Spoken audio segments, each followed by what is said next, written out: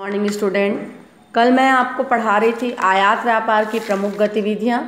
आयात व्यापार की प्रमुख गतिविधियों में हम देख रहे थे कि सबसे पहले देश व निर्यातकर्ता का चुनाव करना पड़ता है, तत्पश्चात जो है आयात आज्ञा पत्र प्राप्त करना पड़ता है, फिर विदेशी मुद्रा का प्रबंध करना पड़ता है, फिर इंडेंट भेजते हैं, फिर निर्यात प्रतिनिधि की सूचना। इतना मैंने आपको कल समझा दिया था।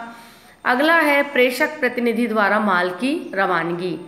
प्रेषक प्रतिनिधि निर्यातकर्ता को माल को प्राप्त कर उसे निर्यातकर्ता से, प्रेषक प्रतिनिधि पहले निर्यातकर्ता से माल को प्राप्त करेगा, फिर आयातक को भेजने की व्यवस्था करेगा। इसके लिए प्रेषक प्रतिनिधि माल को भेजने के लिए जहाज की व्यवस्था करके जहाजी आज्ञा पत्र प्राप्त करेगा, निर्यात कर चुकाने के लिए जहाजी बिल भरेगा, जिसे 3 प्रति में भरकर चुंगी गृह में प्रस्तुत करेगा, जिसके आधार पर चुंगी अधिकारी निर्यात कर वसूल करेगा। फिर जो है माल को लादने के लिए डाक चालान की 2 प्रति भरेगा, डाक व्यय चुकाकर डाक अधिकारी से माल लादने की अनुमति प्राप्त करेगा। इसके बाद है माल के अधिकार पत्र की प्राप्ति।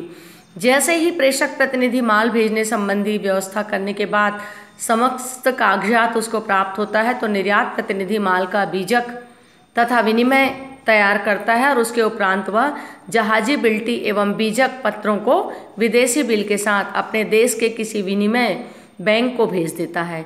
यह बैंक जो है भारत स्थित अपनी शाखा के पास भेज देता है और आयातकर्ता को सूचना मिलने पर वह जाकर बैंक से जितने भी संबंधित कागज होते हैं वो उसको प्राप्त कर लेता है।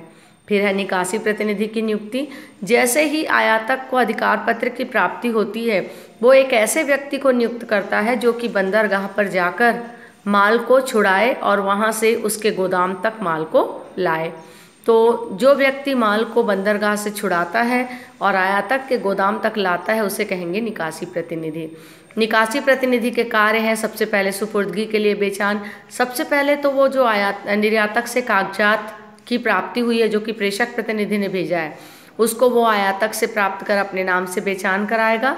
फिर उसके बाद जो है प्राप्त करके किराए का भुगतान करेगा, फिर जहाजी अधिकार पत्र का बेचान करेगा, फिर सुपुर्दगी आदेश की प्राप्ति करेगा, फिर आयात कर चुकाएगा, गोदी कर चुकाएगा बंदरगाह से, फिर उसके बाद माल की सुपुर्दगी ले लेगा और आयातक द्वारा माल उसके बाद प्राप्त कर लेगा और तत्पश्चात आयातक के द्वारा जो है माल के मूल्य का भुगतान कर दिया जाएगा।